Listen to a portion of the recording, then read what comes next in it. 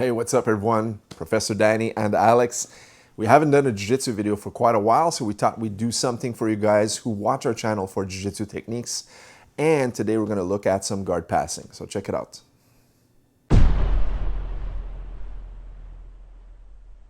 All right, so the first thing we're gonna look at is when I wanna pass the open guard, I wanna try to alleviate as much as I can for my opponent to establish his types of guards. So there's a different type of guard he might try to play, such as De La Riva.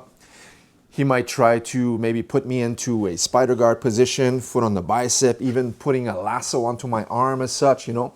Different types of guards that he might like to play. I'm gonna try to alleviate as many as possible once I engage. So a lot of times when I step inside the open guard, the first thing I'm gonna try to do is really push onto this leg here. So you'll notice when I take a step, it's gonna be nice and deep, past the belt line. That way there, it's harder for him to establish that type of connection with his De La Riva. As if I just stepped in the center here, he has access to my leg. So as I step in deep here, what I'm going to do at the same time is control this foot. All right, sometimes I'll make a grip onto the pants, and other times I just cup it here with a C-clamp right on his ankle. What I want to do on this side though, is kind of half man out so that way I can sit onto this leg. All right, I don't want him putting his foot onto my hip and controlling that distance. So the first thing we're gonna do is step on the inside here, nice and deep, pushing against his hamstring with our shin. And now I'm gonna also take my lap and sit right over this ankle.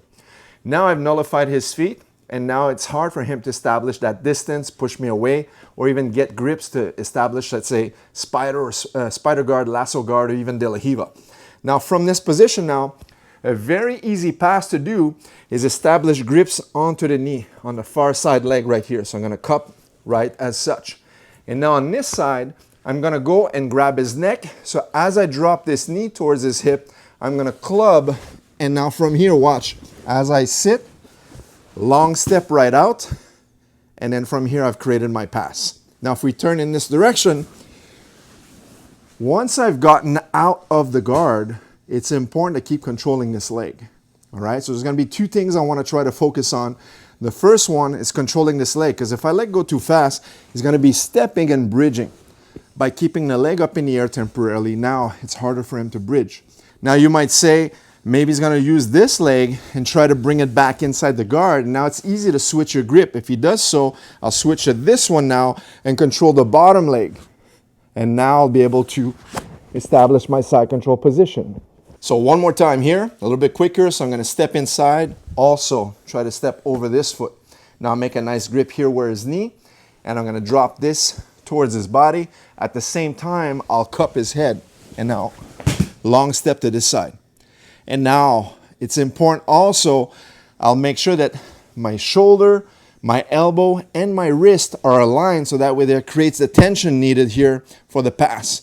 This pass I like a lot because it brings you right into control with your opponent's head. A lot of times when we use guard passing, you're gonna be passing the legs and then going and attempt to control the head. In this instance here, I'm controlling the head right off the bat. That's great. So when I reestablish my position, I have perfect control inside. Now in the next one, we're gonna go straight to the butterfly guard position right here, because you'll see in an instant after I show this pass, how we're gonna connect them together. So once he's in butterfly guard here with the shins across, I'm gonna use one side and hook, grab the pants like such. All right, so I'm just gonna underhook one leg and grab the opposite leg with a grip here, right here. Pant grip right on the lap. And now it's important to shuck, so I don't want this knee stopping me. So what I'm gonna do is just create a little bit of distance and right away put all of the weight onto his knees. When I smash the knees to the side, I'm gonna try to grab his collar as quickly as possible, because I know once the knees touch the mat and I create an angle here, his next step, since he can't utilize his legs, is going to be to push with his arms. So I'm gonna try to handle myself and make a nice connection onto his upper body. Now he has to carry my weight from here. So once we've established the smash pass, it's very easy for me to finish the position. So one position I like to do from here is go straight to mount.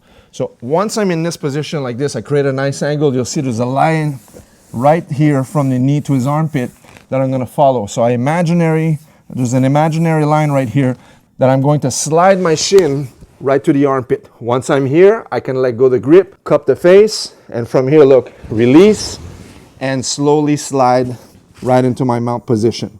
So if you look at this, just like the previous pass, you go straight to side. In this case, there's nothing more demoralizing for someone playing guard to get their guard pass and then up straight into the mount position. All right, I think it's a beautiful thing. It's very technical. It's a good skill to have as a guard passer. The moment you pass, you don't go straight to side control and knee on belly. You're straight into the dominant position where powerful attacks are going to be made from your mount position. All right, so once again here from the butterfly, all we're going to be utilizing is an underhook on the near side leg, grabbing the pants here. Now he can't move his knees. I need to shuck the knees to the side, create an angle by grabbing the grips here, and notice how I move on an angle. When you do so, you're putting weight here on his knees, but you'll notice as I apply pressure, his back is against the mat. So it's a very uncomfortable position here for your opponent to be in. And once we're here, create that imaginary line from your knee to the armpit and shoot that leg across. So as I go here, 1, I'll cup his neck, and 2, slide underhook on the far side into my mount. Now in this third pass, what I'm going to do is combine the first and the second one. You'll see how they combine very well together. So as I stepped in, and I'm passing on my first attempt to create the butt flop. So when I got to here, I got successful on the first one. But my opponent was a little bit quicker. So when I get back to side control, he was able to bring the shin back right in front. And now he creates that butterfly guard position. All right, semi-knee shield, butterfly guard. We're going to be back to the exact same pass we did. Look, I'm going to underhook here, grab the pants. And that's the same position we did. As I smash his legs here, I'm going to grab his collar to connect myself to him. And now look, same thing. Knee goes to the armpit.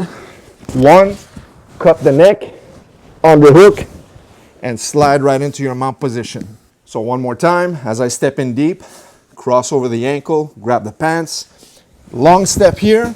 Now he recovers his guard. Now I'm back to this position. I'll underhook his leg, grab the pants. All right? Smash the knees together, grab the collar, nice and tight. And it's important once we create this angle here that you're in no rush to pass. Right? You have to understand you're in a dominant position. The opponent's going to be struggling to recover his guard. You make a pit stop, and when you're ready, that's when you slide your leg across. 1, 2, 3, into your mount. All right, so there you have it, guys. Some easy passes to do using pressure passing. Hope you guys enjoyed this content. Make sure to subscribe, and we'll catch you in the next video. Take care.